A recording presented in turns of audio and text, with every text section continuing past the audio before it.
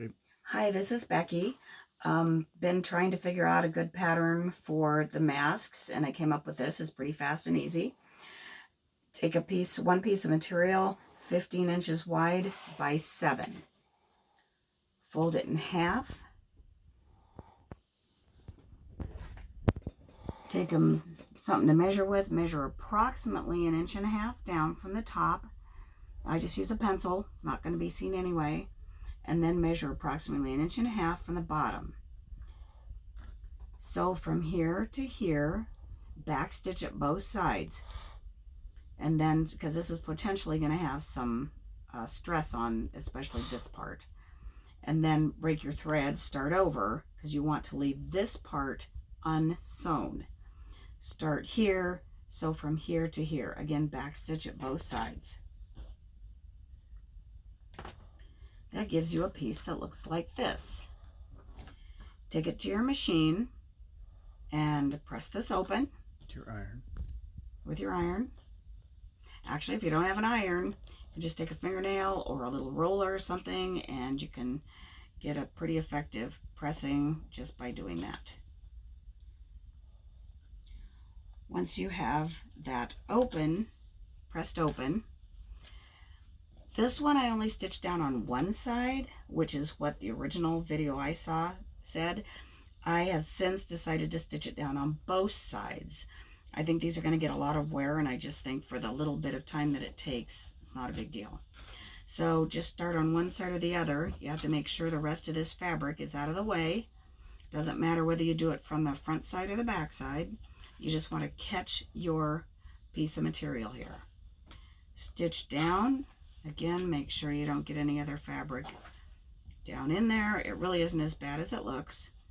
And I just went across the end, turned it around, and came right back down. Now take your fabric and measure from approximately here to here as a 1/2 inch. So now here's your opening. These are both stitched down, and you've got about a 1/2 inch from here to here. I put the ribbons in through the opening so I know where they are. And you want to scooch it down as far as you can.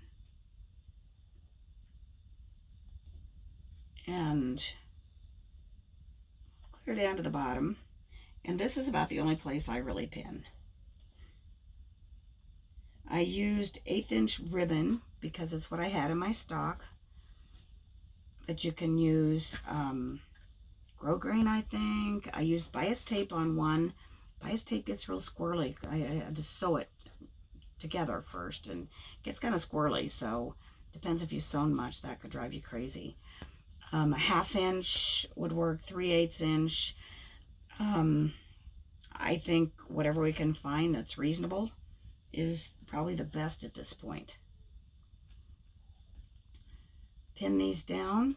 I use about a 3/8 seam allowance, and I didn't say that's about 3/8 here also.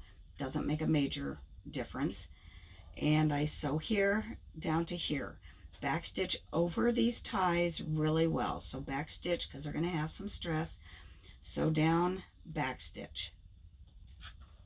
So now you've got all 4 tied, and then do the same on this side. I scooch them through here, pin them, sew this side, and make sure I'm back stitch at both sides. Now you have something that looks like this with 4 ties hanging out. Stitched on both sides. This one I stitched on both the top and the bottom. And we turn it right side out. And if you got these in the corners, it pulls out really nice. And the corners just come out virtually all by themselves.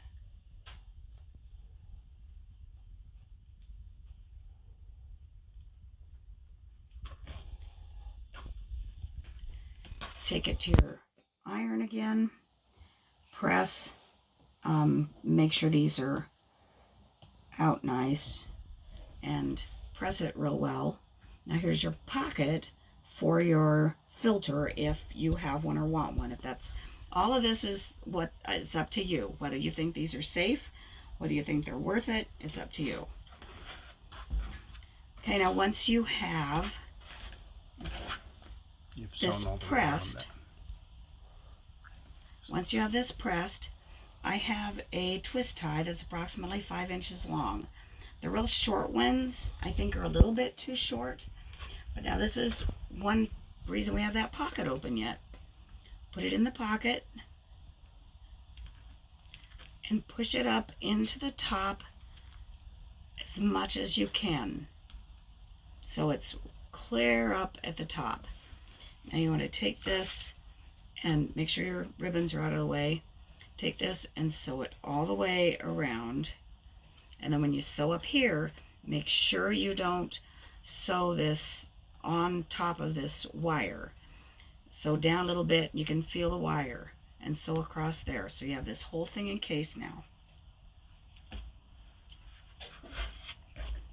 Now I measured down 1 3/4 inches, and you can mark it, you can pin it, and I turned that under and I pressed it. And then I measured up, what did I measure up? 2.5 inches. This just helped me get my pleats. You can put the pleats any way you want to, but I have 2 nice presses. And then it's 1 inch from here to the fold, and then it's 2 inches from the fold to this next pleat, top of the pleat, and then 1 inch to here. Doesn't have to be exact.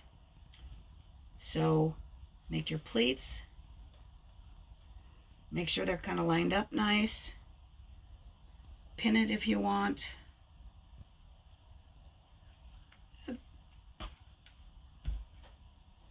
Pin these, probably a good idea. Again, I don't pin much, but, and then really close to the edge, making sure that you have everything even, and they should nest nicely there. You stitch right along here, really close to the edge. And this is the first one I made with 3 pleats. I did it fast, so I didn't get my pleats even, sorry. And I made it with 3 pleats, and then decided maybe I could do 2, so that's what I did the next one at 2. Here's the pocket in the back, so if you want to put something in there, you can. And then as I pressed it too, I also took a board and I flattened it to get a nice press. So there you have it. It molds around your nose. If the wire is something you don't have, don't want to use, whatever, that's fine too, entirely up to you, but it's an option. Any questions? Anybody's free to call me. Thanks so much.